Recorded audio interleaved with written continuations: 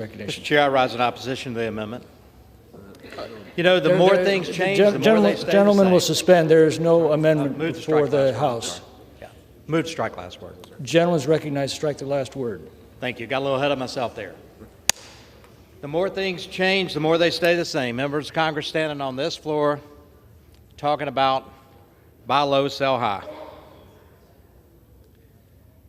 I look back to 2 Congresses ago during the Trump administration. Republicans stood on this floor and offered this very thing, to allow the President of the United States to buy a commodity, oil, at the lowest price possible so they will replenish the SPR.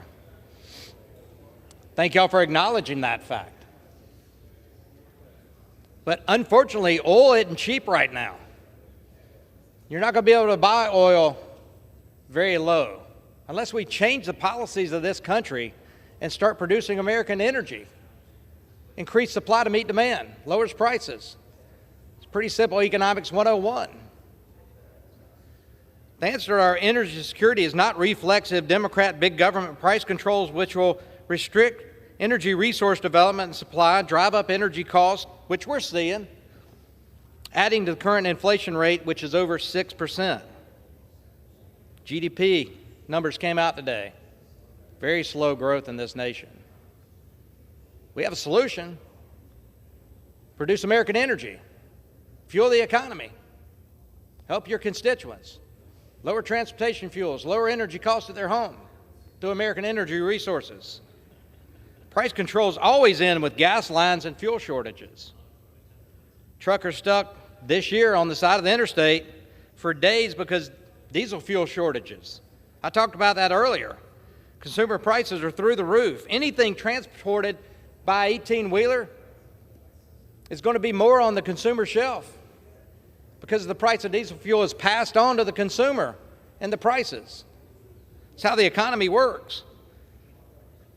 Cargo ships, planes, everybody's paying more for fuel.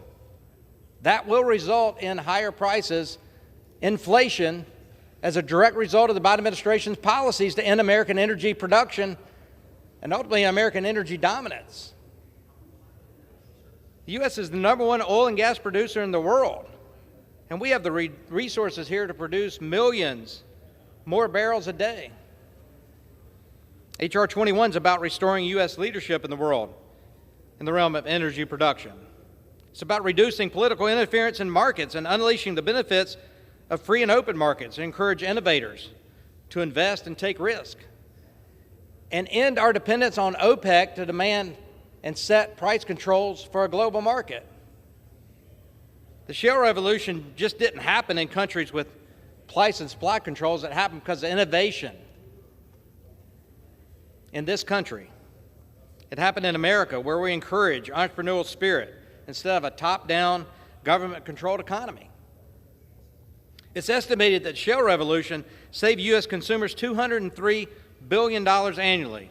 That equates to about $2,500 per family. Guess what? Because of the Biden administration policies, those same constituents of ours are paying about $2,500 more per year in cost. Not just energy costs, but inflationary costs all across the spectrum.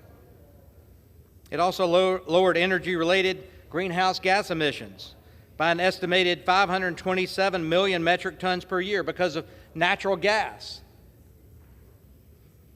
If we want to alleviate the burden of record-high energy prices on the American people, the American families, Democrats should reverse the regulatory death grip on the policies that they have on the oil and gas industry.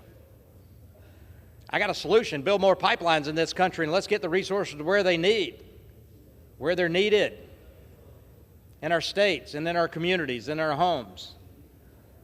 Rather than destroy the SPR by turning it into a political tool, as we saw the Biden administration do, let's unleash American energy production and become American energy dominant once again.